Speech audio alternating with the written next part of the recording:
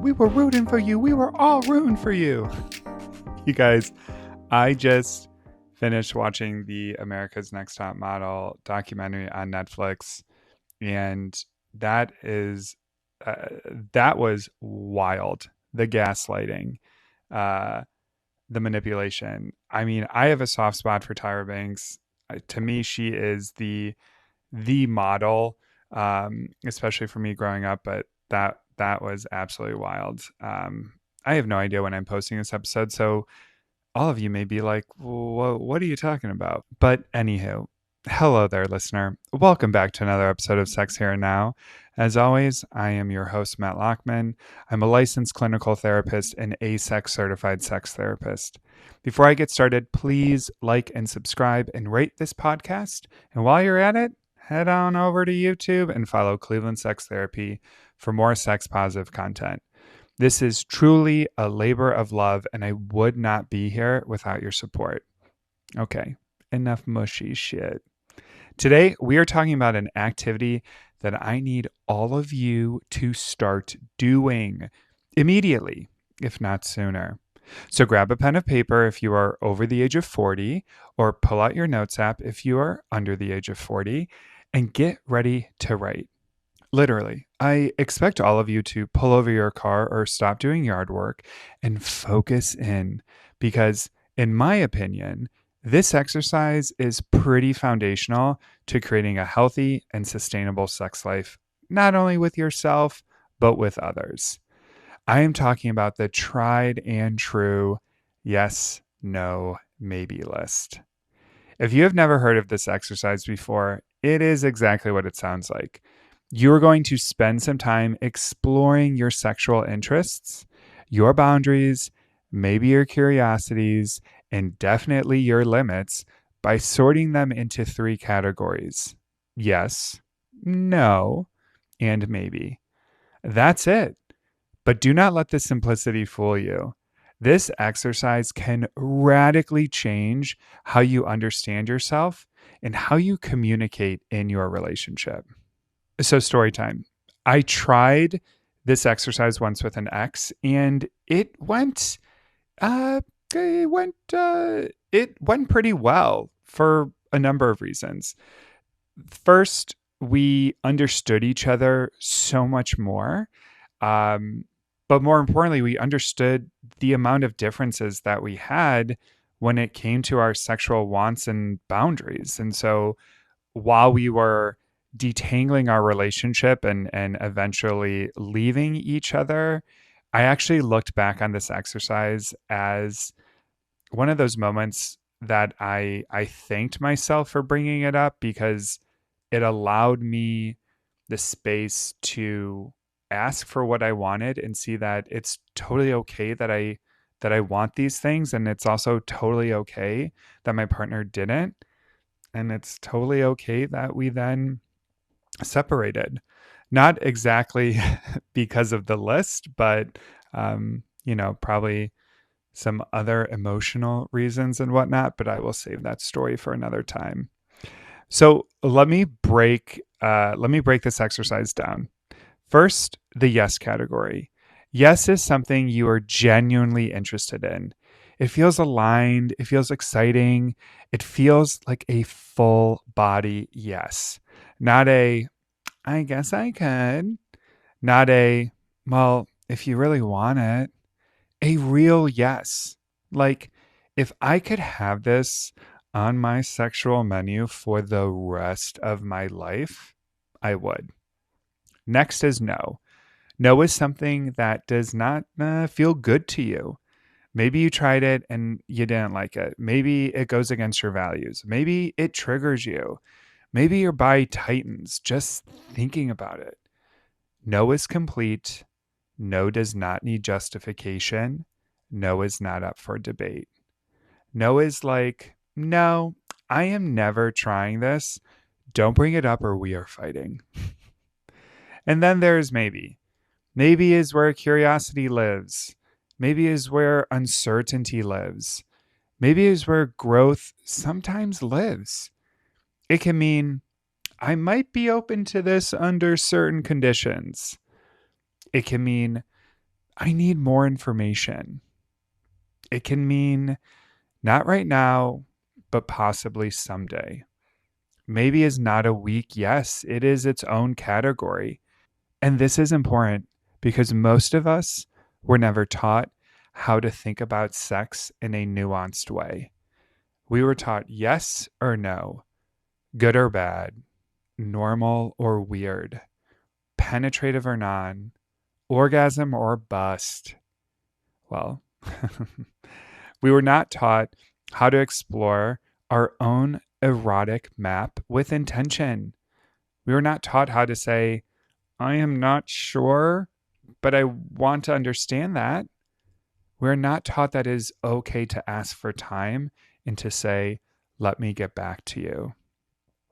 In the early stages of my career, I used to say that I don't know wasn't an answer.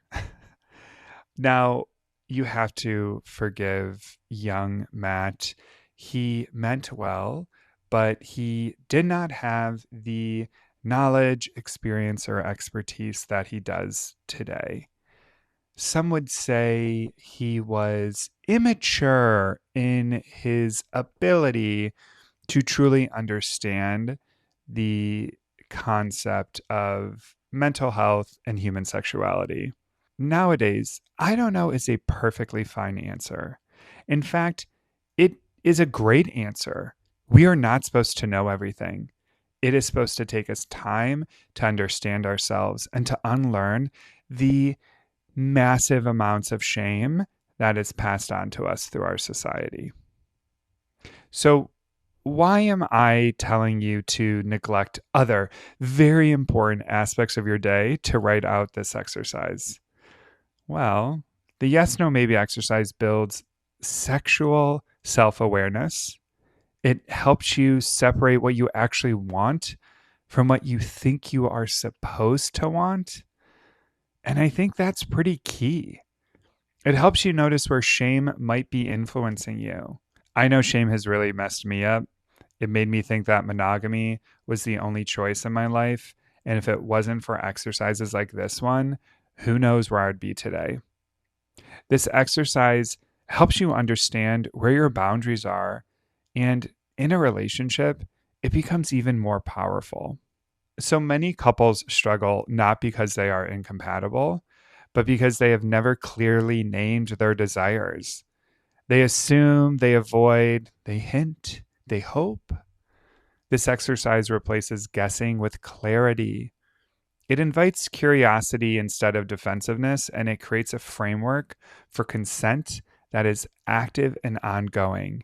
And if you know anything about consent, it changes moment to moment. So, how do you actually do it? Well, first, do it alone. I really encourage you to explore this by yourself before bringing it to a partnership. That way, you are not immediately influenced by someone else's reactions. Find or create a list of sexual activities. This can range from very common things like kissing, oral sex, or using toys to more niche interests like role playing, power exchange, exhibitionism, or sensory play.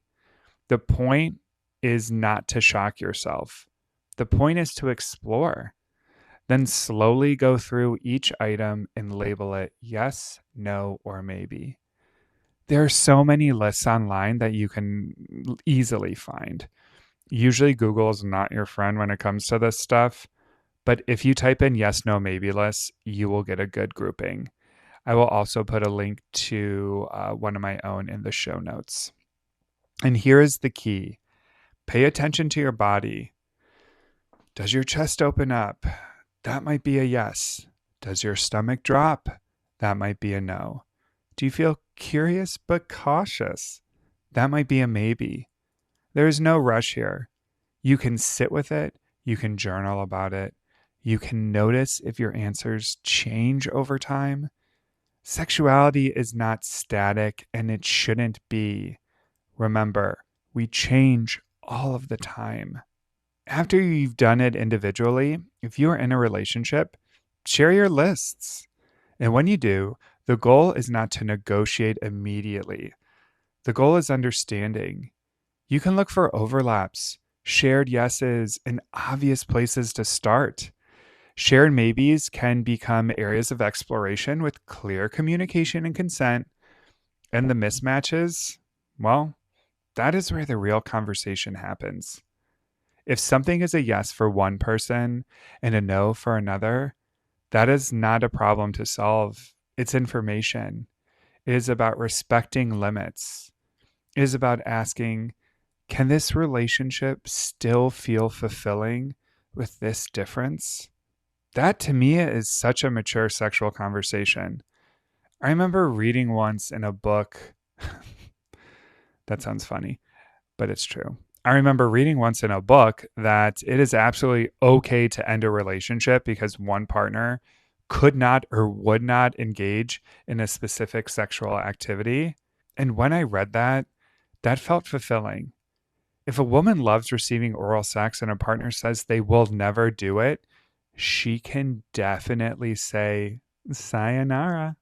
If something is a yes for one person and a maybe for another person, that is where pacing and safety and education matter. You talk about conditions and you talk about what would make it feel safer. You go slow. This is the exploration that can be very, very fun.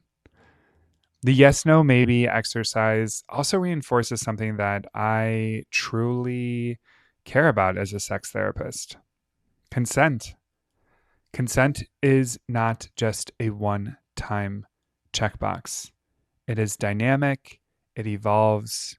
What is a yes at 25 might be a no at 35. What was once a no might soften into a maybe. That is normal. This exercise is not about being adventurous for the sake of it. It is not about performing. It is not about trying to be cool. It is about knowing yourself. Because when you understand your own desires, your own limits, your own curiosities, you know, you start to show up a little differently. You may be less resentful. You may be less performative. And you probably are going to be more present. And when two or more people do this work together, intimacy deepens, not because they are doing more, but because they are being more honest. If you have never tried this, I would genuinely encourage you to. Even if you have been with your partner for years, hell, especially if you've been with your partner for years, sex changes. We change, our bodies change, our fantasies shift. The yes, no, maybe list gives you language for that evolution. And at the end of the day, that is what healthy sexual relationships are built on. Not mind reading, not pressure, not obligation, but clarity, curiosity, and you guessed it, consent. Sex Here and Now is written and recorded by me, Matt Lockman. For more resources, education, or support, you can find me on all social platforms at Cleveland Sex Therapy. Thanks for being here, and as always, stay curious.